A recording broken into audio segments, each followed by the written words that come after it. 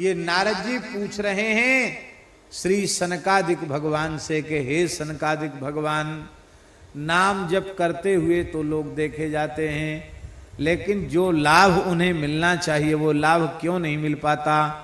सनत कुमार जी बोले 10 प्रकार के अपराधों से वे बच नहीं पाते, अपराध भी करते हैं, इसलिए वो जैसा लाभ उन्हें अनुभव में आना चाहिए वैसा लाभ उनकी अनुभूति में नहीं आ पाता है। तो कौन कौन है? पहला है सताम निंदा नामन प्रथमम अपराधम वितनुते। बहुत ध्यान से सुन लो जो भी भजन में लगे हुए हैं।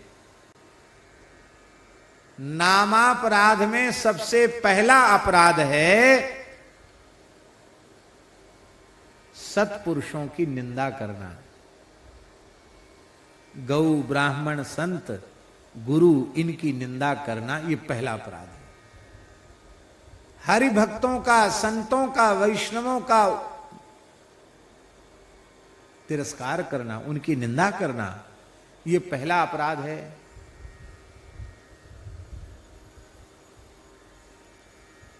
माला तो फेरेंगे और मौका पड़ जाएगा, अरे बोले कोई महात्मा हत्मा कोई नहीं है, सब भिकमंगे हैं, यूं हैं त्यों, जाना क्या क्या बोलने लग जाएंगे। नाम महाराज सोचते हैं अपने मन में कि संतों ने ही तो सारे संसार में हमारी प्रतिष्ठा की है, नहीं तो कौन जानता मेरी महिमा को। इन संतों ने ही नाम का प्रचार किया है। हरेर नाम हरेर नाम हरेर नामैव केवलम कलौ नास्तेव नास्तेव नास्तेव गतिरन्यथा। कलयुग में भगवान नाम को छोड़कर दूसरी गति नहीं है। तो जिन संतों के द्वारा मेरी महिमा इस सारे संसार में स्थापित भई है, उन संतों का तिरस्कार, उन संतों की निंदा, उन संतों का अपमान, अपराध नाम महाराज कभी सहन नहीं करते। इसलिए भैया हरि गुरु संत इनके प्रति, माता पिता गौ ब्राह्मण हरि गुरु संत इनके प्रति भूल कर भी कोई अपराध न बनने पावे, इतना सावधान रहो।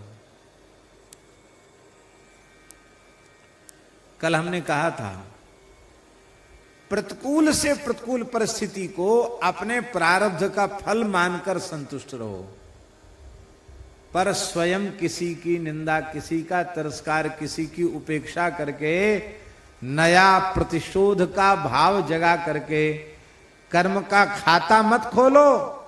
न जाने कितने हिसाब किताब चुकाने के लिए तो अब आए हो, और फिर ऐसे हिसाब किताब मन में लेकर रखोगे तो फिर आना पड़ेगा। एक महानुभाव ने, पुरानी बात है, एक महानुभाव ने अत्यंत आवश्यकता थी, उन्होंने हमसे कुछ मांगा, हमारे पास था नहीं, जितना था सब उठा के दे दिया। 25,000 रुपए था हमारे पास, तो 25,000 रुपए हमने उनको दे दिया। अब हम खाक चौक में थे, वो महाराज जी को सब बात जानकारी रहती थी। वो ऐसे विलक्षण महापुरुष थे कि 2 महीना 3 महीना में आश्रम में रहने वाले विद्यार्थी साधु को भंडारा में कितनी दक्षिणा मिल गई ये भी उनको कंठस्थ रहता था महाराज जी को। हाँ, स्वयं तो वो भंडारा कहीं जाते नहीं, सबको उनको पता रहता था।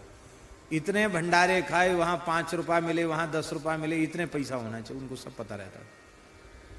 हम भी कथा करके आते, उस समय तो जो कुछ व्यासपीठ पे आ जाता था लेते ही थे, महाराज जी को अर्पित कर देते। तो हमसे पूछते कहो क्या हुआ, सब उनको समाचार सुनाते। फिर हमारे साथ त्यागी जी रहते, एकांत में उनसे पूछते, 2-4 लोगों से पूछते, पर भगत से पूछते। और हम तो बहुत एकदम निश्चल निष्कपट भाव से जो आया सब कुछ गुरुदेव के चरणों में रख देते। हमसे बड़े प्रसन्न रहते थे, पुराने महापुरुष थे। तो अब स्थान में खर्च भी हम करते थे, फिर कुछ बच जाता तो कहते भाई ये बैंक में डाल दो, जरूरत पे काम आएगा। तो वो 25,000 रुपए उनसे बिना पूछे हमने दे दिया।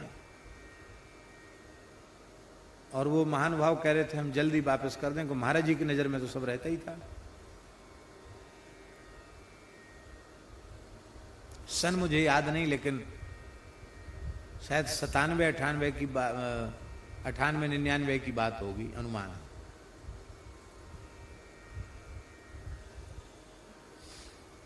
अब उन्होंने ही, महानुभाव ने महाराज जी तक खबर पहुंचा दी। उन्होंने हमको 25,000 रुपए दिए। अब महाराज जी हमारे ऊपर बहुत बिगड़े, एकदम गर्म हो गए। है तेरी जरे तेरी, बताओ ऐसे आदमी को महंत बनाया, पढ़ा लिखा पंडित होके मूर्ख का काम करता है। मूर्ख मूर्ख ऐसे बोलते थे महाराज जी। मूर्ख मूर्ख, कुछ नहीं जानता है, व्यवहार में बिल्कुल मूर्ख है, कुछ नहीं जानता है। अरे राम राम, सब लुटा देगा, सब बर्बाद कर देगा स्थान। है तेरी जरे तेरी, एकदम मूर्ख मूर्ख ऐसे बोलते थे।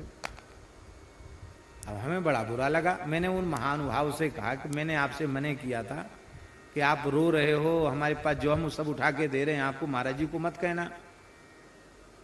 आपने ऐसा क्यों किया?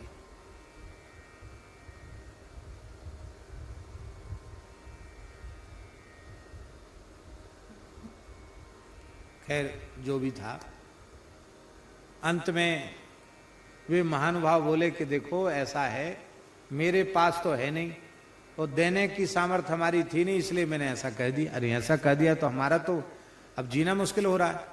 महाराज जी बहुत नाराज हो रहे हैं। हमने कहा महाराज जी क्षमा कर दीजिए, अब आपसे बिना पूछे नहीं देंगे, वो तो वापस दे नहीं सकते। तो वे महानुभाव एक दिन आए, हमसे बोले कि हम लाल जी, लड्डू गोपाल जी, बोले हम लाल जी को छू करके कहते हैं कि इस जन्म में नहीं तो किसी न किसी जन्म में हम आपका 25,000 दे ही देंगे। इस जन्म में तो नहीं, पर किसी न किसी जन्म में हम 25,000 दे ही देंगे। मैंने कहा गुरु जी ने हमको मूर्ख कह दिया तो मूर्ख तो मैं हूं, लेकिन एक बात है, इतना बड़ा मूर्ख नहीं हूं कि तुम्हारे 25,000 लेने के लिए हमको दोबारा जन्म लेना पड़े। इसलिए आप ठाकुर जी को छू के ये बात करें, हम ठाकुर जी को साक्षी करके कह रहे हैं कि हमारा आपका हिसाब किताब खत्म हो गया, बराबर हो गया। हमको आपसे एक पैसा कभी वापस नहीं चाहिए।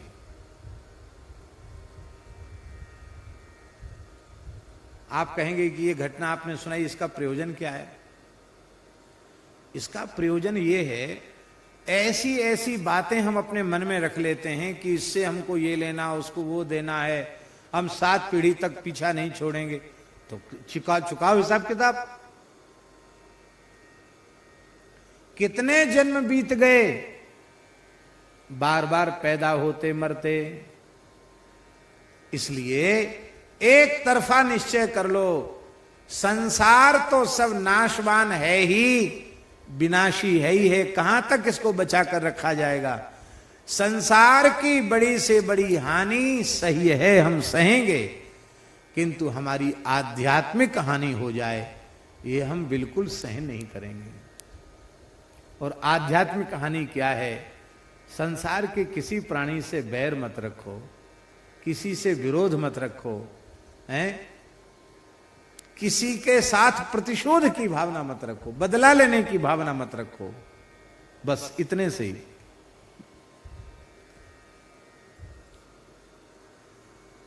तो हम अपराध करते हैं, इसलिए बारंबार संसार चक्र में पड़ते हैं। तो सताम निंदा नाम न प्रथमम अपराधम वितनुते यतक ख्यातिम याताम कथम सहते तद विगरहाम।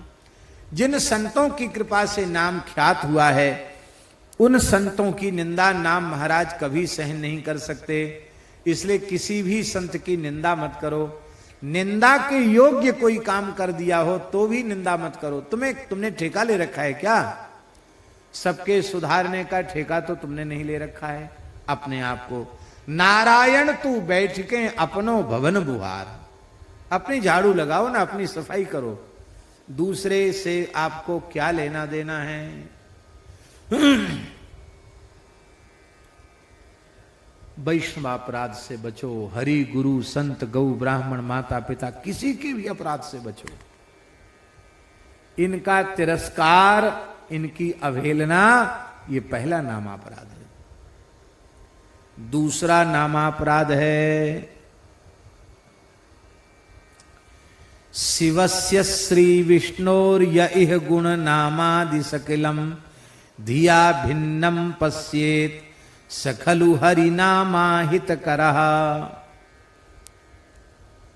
अब नाम, इसका अर्थ करने वालों ने तो खींचतान के अपने मन का अर्थ किया है, लेकिन अर्थ क्या होता है? अर्थबोध जो होता है वो कैसे होता है? जिस शब्द का प्रथम उच्चारण करते ही झटिति जिस अर्थ की अनुभूति हो, वही उस शब्द का मुख्यार्थ माना जाता है, खींचतान के नहीं। ये मुख्यार्थ क्या है? कहते भगवान शिव और भगवान श्री हरि, इनके नाम रूप गुण में भेद मानना, ये भी नामापराध है। अर्थ करने वाले लोग कहते हैं कि हरिहर के नाम रूप को एक मान लेना ये अपराध है। ऐसा नहीं है, ये अर्थ नहीं है। आप श्लोक सुने, शिवस्य श्री विष्णोर इह गुण नामादि सकलम। शिवजी और विष्णु के जो संसार में गुण नाम आदि जो कुछ प्रसिद्ध हैं, धिया भिन्नम पश्येत, बुद्धि से उन्हें भिन्न भिन्न समझना, ये हरि नामाहित करह, ये हरिनाम के लिए अहित करें, ये अपराध है। क्योंकि हमारे देश की उपासना हरिहरात्मक क्या है? अब हमारा मन नहीं मान रहा है। संत नामदेव जी महाराज की यहां सेवा में रहने वाली एक भक्ता थी, आपने नाम सुना होगा उनका।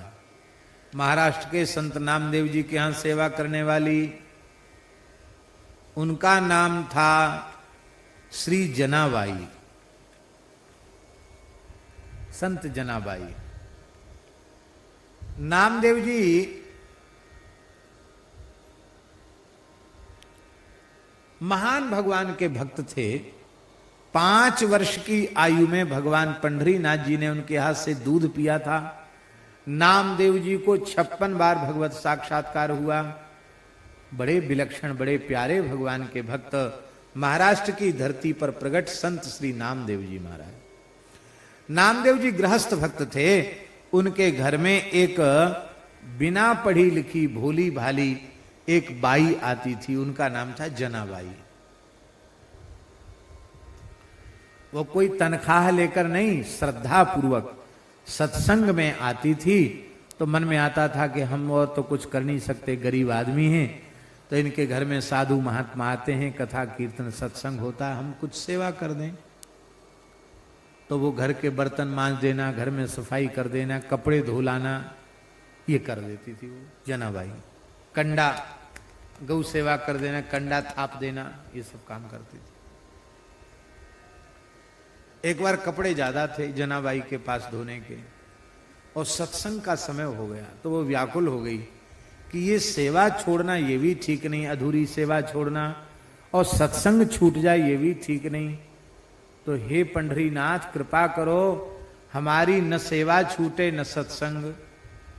उसी समय ठाकुर जी एक माता जी का वेश बना कर आ गए पंढरीनाथ जी, और बोले बाई तुम कुछ हड़बड़ाई सी दिखाई पड़ रही हो, क्या बात है?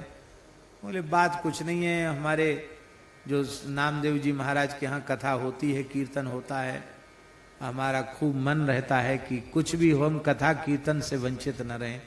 अब इतनी सेवा है कपड़ों की, कैसे ये पूरे हों, इनको भी छोड़ के जाना ठीक नहीं, बिना धोए नदी से कपड़े ले जाना ये भी ठीक नहीं। ठाकुर जी बोले अभी तो बहुत समय है, मैं थोड़ा सहयोग करा देती हूँ। और ठाकुर जी फचकने लगे, फुलकने लगे कपड़ा, ये तो लीलाधारी हैं, इनके छूते सब कपड़े साफ बढ़िया हो गए। ठाकुर जी इनके साथ सेवा कराते थे, ऐसी जनाबाई। एक बार श्री कबीरदास जी के ध्यान में जनाबाई आई। कबीरदास जी ने विचार किया इतनी बड़ी सिद्ध भक्ता, तो उसका दर्शन करना चाहिए। योग बल से कबीरदास जी अपने भाव में देह से वहां पहुंच गए। तो उन्होंने क्या देखा कि जनाबाई एक पड़ोसन से झगड़ा कर रही है, खूब जोर का झगड़ा। माताओं का झगड़ा भी होता है तो बहुत जोर का होता है। खूब जोर का झगड़ा हो रहा था। कबीरदास जी सोचने लगे कि वही जनाबाई है जिसके ध्यान में हमको दर्शन हुए, और ये कंडा जैसी बिना मतलब की चीज पर जितना झगड़ा कर रही है। कबीरदास जी ने कहा आपका ही नाम जनाबाई? बोले हाँ बाबा, हमको ही जनाबाई कहते हैं। अब कंडे जैसी चीज के लिए क्यों ना लड़ूंगी, जरूर लड़ूंगी। अरे ये तो विमुख है, इसके घर में न ठाकुर सेवा हो, न संत सेवा हो, न कथा कीर्तन सत्संग हो, इसने हमारे कंडे चुरा लिए। नामदेव जी के घर में तो साधु महात्मा थे, ठाकुर जी को भोग लगता, एक एक कंडा भगवान की सेवा में लगता है, संतों की सेवा में लगता है। तो भला जो वस्तु हरिगुरु संतों की सेवा में लगने वाली है वो संसारी खा जाए, ये कैसे हो सकता? मैं बिल्कुल सहन नहीं करूंगी। कबीरदास जी ने कहा भाई झगड़ा का तो कोई अंत है नहीं, ये कहती मैंने नहीं चुराए, तुम कहती चुराए, तो कंडा कंडा तो एक जैसे। तुम्हारे कंडे की पहचान? हाँ मेरे कंडे की पहचान है, मेरे हाथ से बनाए हुए कंडे से भगवान नाम प्रकट होता है। महाराज कबीर जी ने कान लगाया तो प्रत्येक कंडे से आवाज निकल रही थी, जय विठ्ठल हरि पांडुलंग, राम कृष्ण हरि, जय जय राम कृष्ण हरि। कबीर जी ने प्रणाम किया, धन्य है देवी, जिस कंडे को तुम छू देती हो उसमें से नाम प्रकट होता। ऐसी सिद्ध भक्ता थी जनाबाई। वो जनाबाई भी भावाविष्ट होती थी तो उनको वाणी प्रकट होती थी। तो जनाबाई के अभंग भी महाराष्ट्र में वारकरी परंपरा में गाए जाते हैं। एक अभंग जनाबाई का है, बड़ा प्यारा अभंग है। जनाबाई कह रही हैं कि भगवान शिव और भगवान श्री राम तत्वतः एक ही हैं। क्या इनमें एकता है? बोले राम जी निरंतर शिव जी का भजन करते हैं और शिव जी निरंतर राम जी का भजन करते हैं। तुम पुनि राम राम दिन राति, सादर जपहु अनंग अराती। राम राम जपते हैं। राम जी निरंतर शिव जी का पूजन करते हैं, शिव जी निरंतर राम जी का पूजन करते हैं। कहते ये देवता देखने में दो हैं पर दो होकर भी एक हैं। राम जी की आत्मा शिव जी हैं, शिव जी की आत्मा राम जी हैं। सेवक स्वामी सखा सिय पिए के, ऐसा इनका परस्पर का संबंध है। इसलिए जो हरि हर को, राम जी को, शिव जी को एक करके तत्व रूप में मानता है, वही तत्व को प्राप्त करके सिद्ध होता है। और जनाबाई कह रही हैं कि ये आत्मा एक ही है दोनों की, और वस्तुतः ये दोनों ही घट घट में व्याप्त हैं। ये है सिद्धांत।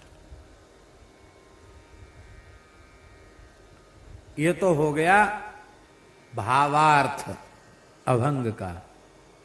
अब अभंग सुना रहे हैं। जनाबाई कहती हैं भजन करी महादेवा, महादेवा भजन करी महादेवा। राम पूजी सदा शिव, राम पूजी सदा शिव, भजन करी महादेवा, महादेवा भजन करी महादेवा। दोघे देव एक पाही, तया ऐक्य दूजे नाही।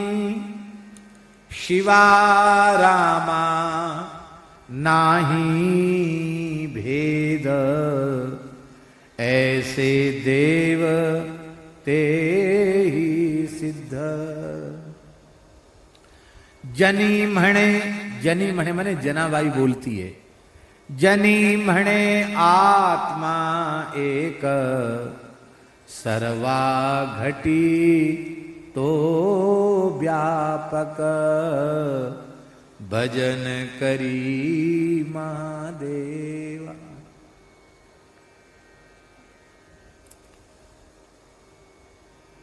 राम नाम, कृष्ण नाम, हरि नाम से सारे पाप नष्ट होते हैं। शिव नाम के संबंध में सुखदेव जी महाराज भागवत जी के 4थे स्कंद में कह रहे हैं, यद्वक्षरम नाम गिरेरितम नृणाम, यद्वक्षरम नाम गिरेरितम नृणाम, सकृत प्रसंगादघमासु हन्ति तत्, पवित्र कीर्तिम तमलंघ्य शासनम, भवानहो द्वेष्टि शिवम शिवेतरः। प्रसंगवश 2 अक्षर का नाम शिव शिव शिव किसी की जिह्वा से उच्चरित हो जाए तो सारे पाप तत्काल भस्म हो जाते हैं। सती जी कह रही हैं, अरे पिता दक्ष, तुम कितने भाग्यहीन हो कि भगवान शिव के नाम से, भगवान शिव के स्वरूप से द्वेष करते हो। इसलिए भैया शिव जी का तिरस्कार, शिव जी की निंदा, शिव जी की उपेक्षा, ये दूसरा नाम अपराध है। क्योंकि 12 महाभागवतों में एक महाभागवत है भगवान शिव, इसलिए शिव जी का तिरस्कार महाभागवत का तिरस्कार है। और तीसरा अपराध नामापराध, गुरोरवज्ञा श्रुति शास्त्र नंदनम, तथार्थवादो हरिनाम कल्पनम। तीसरा अपराध है गुरु अवज्ञा।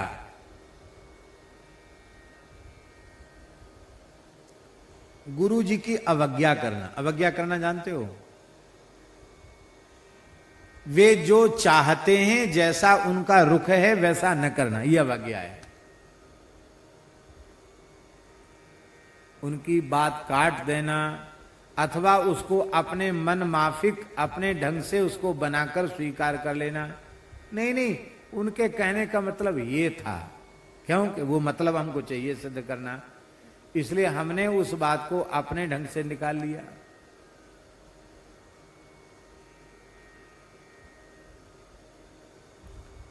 गुरुजनों की अवज्ञा, ये तीसरा नामापराध है। हमें राम नाम, कृष्ण नाम, हरि नाम मिला, किसकी कृपा से मिला? उनकी कृपा से ही तो मिला। राम नाम के पट तरे देवे को कछु नाही, क्या ले गुरु संतोषिए हौस रही मन माई। भूल कर भी, स्वप्न में भी गुरुजनों की अवज्ञा नहीं करना, ये नामापराध है। चौथा नामापराध, कितने हो गए? 3 हो गए ना। पहला नामापराध संतों की निंदा करना, गौ ब्राह्मण संत माता पिता किसी की भी निंदा करना, उपेक्षा करना, नामापराध, सत्पुरुषों की निंदा। दूसरा हरिहर में भेद करना, शिव जी के नाम रूप की उपेक्षा करना, ये दूसरा नामापराध है। तीसरा नामापराध है गुरु अवज्ञा करना। चौथा नामापराध है श्रुति शास्त्र निंदनम। राम राम तो खूब करते हैं, पर वेद को गाली देते हैं, पुराण को गाली देते हैं, स्मृतियों को गाली देते हैं। बुरा नहीं मानना। ऐसे भी पंथ मत पंथ भारतवर्ष की धरती पर हैं, वो खूब नाम महिमा गाएंगे, पर वेद की, पुराण की, शास्त्रों की, रामकृष्ण की खूब निंदा करेंगे। तो भैया जीवन भर राम राम करते रह जाओ, कुछ हाथ लगने वाला नहीं है। क्योंकि वेदादि शास्त्रों में ही तो नाम की महिमा गाई गई है। तो जिनके द्वारा नाम महिमा प्रतिष्ठित हुई है, उनकी निंदा नाम कभी सहन करते नहीं हैं। इसलिए गीता, भागवत, रामायण, भक्तमाल, ये जो हमारे धर्म ग्रंथ हैं, इनमें से किसी भी धर्म ग्रंथ की किसी भी अवस्था में निंदा नहीं करना। एक सरदार जी, सिख भाई, सरदार अलग नहीं है, सरदार जो है ना विशुद्ध हिंदू ही है। तिलक, चोटी, जनेऊ, इन सब की रक्षा के लिए ही शिष्यों की जो जमात हुई उन्हीं को सिख कहा गया। इन सिख परंपरा के महान 10 गुरुओं का जो उपकार है उसे सनातन धर्मी कभी भुला नहीं सकते, भुलाना चाहिए भी नहीं। आज जो कुछ सनातन धर्म दिख रहा है इसके मूल में इन गुरुओं का बलिदान, इन गुरुओं का उपकार है। उन सभी पूज्य 10 गुरुओं को हम सादर प्रणाम करते हैं। गुरु ग्रंथ साहब एक इतना पवित्र ग्रंथ है कि बड़े दुर्भाग्य की बात है कि केवल कुछ लोग उसको पढ़ते सुनते हैं। सच्ची बात है कि गुरु ग्रंथ साहब को अत्यंत श्रद्धा और आदर के साथ प्रत्येक भारतीय हिंदू वैदिक सनातन धर्माश्रयी को श्रद्धा से पाठ भी करना चाहिए, सुनना भी चाहिए। इतना पवित्र ग्रंथ है गुरु ग्रंथ साहब। क्या है गुरु ग्रंथ साहब? महान भगवत प्राप्त जीवन मुक्त सिद्ध संतों की, गुरुओं की वाणी ही गुरु ग्रंथ साहब।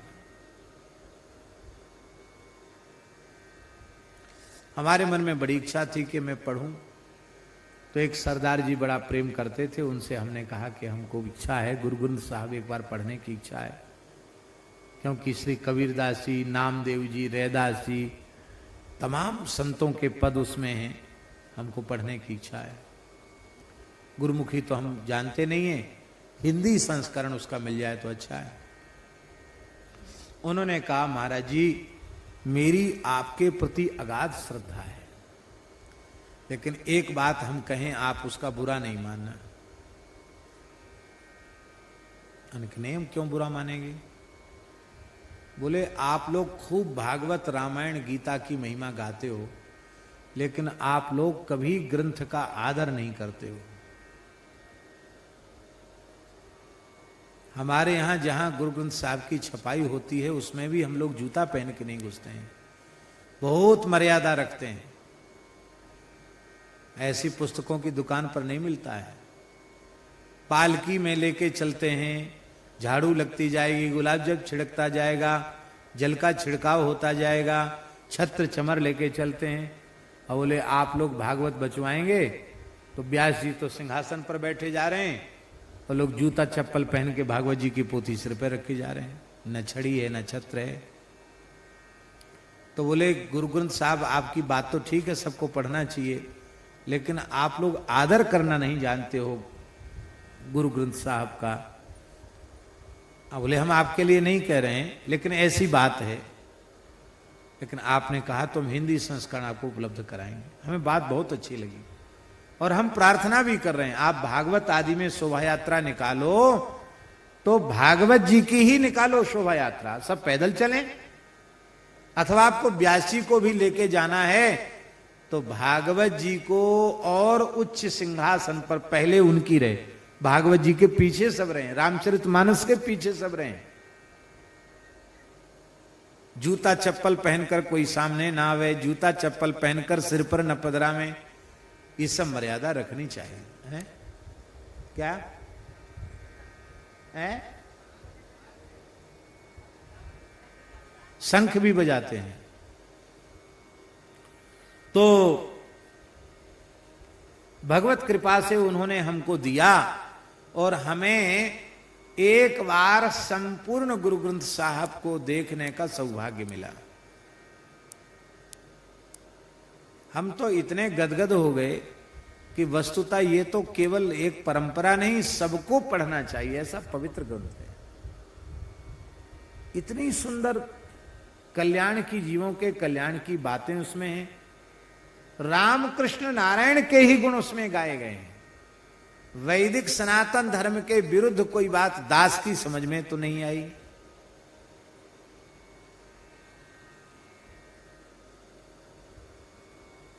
शास्त्रों की निंदा करना, यह भी एक नामापराध है। शास्त्रों का आदर करना, शास्त्रों का समादर करना, ग्रंथों का आदर करना। ग्रंथ भगवत विग्रह है, ग्रंथ को ही गुरु मानते हैं। जैसे गुरु जी का आदर ऐसे ही ग्रंथ का आदर। तो शास्त्रों की निंदा न करना, शास्त्रों की उपेक्षा न करना, ये नामापराध है। चौथा नामापराध। पांचवा नामापराध अर्थवादो हरि नामनि कल्पनम। हरि नाम में अर्थवाद की कल्पना। अर्थवाद जानते हैं? अर्थवाद का मतलब है कि नाम महिमा इतनी है नहीं, ये तो लोग नाम जप में प्रवृत्त हो जाएं, लग जाएं, इसलिए बढ़ा चढ़ाकर नाम की महिमा कह दी गई है। ऐसा बड़े बड़े लोगों के मन में आता है कि इतनी महिमा, समझ में नहीं है इतनी महिमा कैसे हो गई। यह भी एक नामापराध है। नाम जापक को यह अनुभव करना चाहिए कि भगवान नाम की जितनी महिमा वेद, इतिहास, पुराण, स्मृति, धर्म ग्रंथ में, आगम शास्त्रों में कही गई है, वो जितनी कही गई वो तो बहुत कम है। उससे भी अनंत अनंत अनंत गुणित भगवान नाम की महिमा है। कहूं कहां लगी नाम बड़ाई, राम न सकहीं नाम गुण गाई। चहु जुग चहु श्रुति नाम प्रभाऊ, कलि विशेष नहीं आन उपाऊ। कलयुग में विशेष है, क्यों दूसरा कोई उपाय नहीं है। इसलिए भैया भगवान नाम की अनंत महिमा में विश्वास करना और अविश्वास करना, उसको केवल अर्थवाद मानना, ये नामापराध है। पांचवा नामापराध है।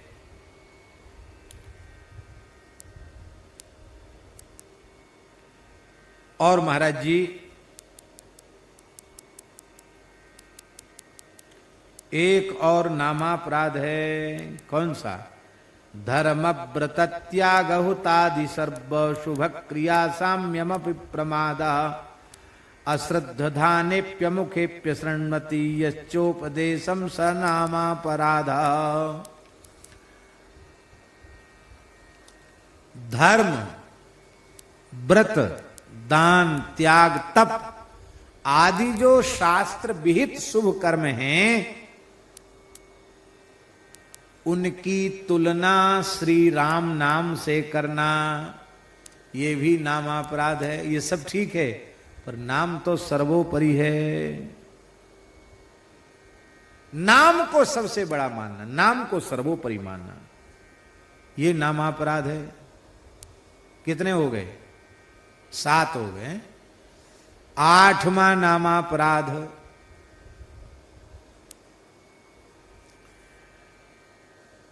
श्रद्धा शून्य व्यक्ति को, विश्वास शून्य व्यक्ति को जबरदस्ती नाम महिमा सुनाना। वो सुनना नहीं चाहता, फिर भी जबरदस्ती बिठा के सुने नाम की ये महिमा, नाम की महिमा। वो हंसेगा, उपेक्षा करेगा, नामापराध हो जाएगा। इसलिए अश्रद्धालु को नाम महिमा सुनाना, ये 8वां नामापराध है। जो उत्तम अधिकारी हो, भगवान में परत्व स्वीकार करता हो, उसी को रहस्य की बात सुनानी चाहिए। श्री राम नाम, ये 8 हो गए।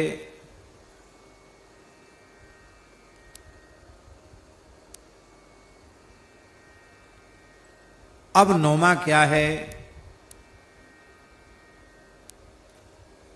राम नाम का जप करना और साथ ही साथ प्रमाद भी करना, असावधान भी रहना, संतों का संग न करना, समस्त विश्व को श्री राममय न जानकर किसी भी प्राणी की हिंसा करना, हिंसा का त्याग करना, ये नवम नामापराध है, 9वां अपराध है। मतलब प्रमाद आलस्य से रहित होकर अहिंसा वृत्ति को धारण करते हुए राम नाम का जप करना, मन वाणी क्रिया से किसी की हिंसा न करना, ये 9वां नामापराध है। 10वां नामापराध क्या है? श्रुत्वापि नाम माहात्म्यम यह प्रीति रहितो धमः अहम ममादि परमो नाम निसोप्यपराध कृत। अब सुन लो, सावधान हो जाओ। इतनी नाम महिमा सुनने के बाद भी नाम जप का निश्चय नहीं करना, प्रेम पूर्वक नाम न जपना, ये भी 10वां नामापराध है। इतनी सुंदर विनय पत्रिका की कथा सुन रहे हो तो अब राम राम जरूर करना, हाथ जोड़कर यही प्रार्थना है। अब एक बात और बता देते हैं।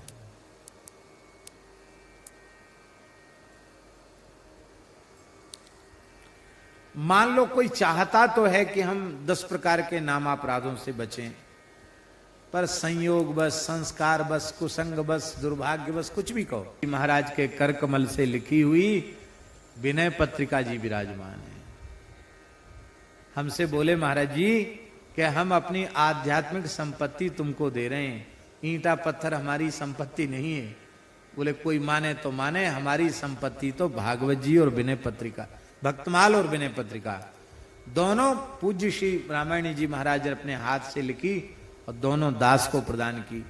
लगता वो प्रदान करके ही उन्होंने कृपा कर दी, तो ऐसा बानक बन गया कि 3-4 महीने से लगातार बैसाख कृष्ण पक्ष एकादशी से चल रहा है, वो लगातार चल ही रहा है विनय पत्रिका। अभी तो कब तक ठाकुर जी चलाएंगे, पर बार बार हमारे मन में एक बात आती है, कथनचित श्रद्धेय श्री रामायणी जी महाराज शरीर से विराजमान होते और जैसे क्रमशः उन्होंने पूरा रामचरितमानस सुनाया, भरत चरित्र सुनाया, राधा सुधानिधि सुनाई, ऐसे कथनचित उनकी वाणी से यदि विनय पत्रिका होती तो पता नहीं कैसा व्याख्यान होता, साधकों को कितना सुख मिलता, वाणी से नहीं कहा जा सकता। उनके चरणों में हम सादर बारंबार दंडवत प्रणाम करते हैं, उनकी कृपा की याचना करते हैं इन्हीं शब्दों के साथ। श्री राम जय जय राम।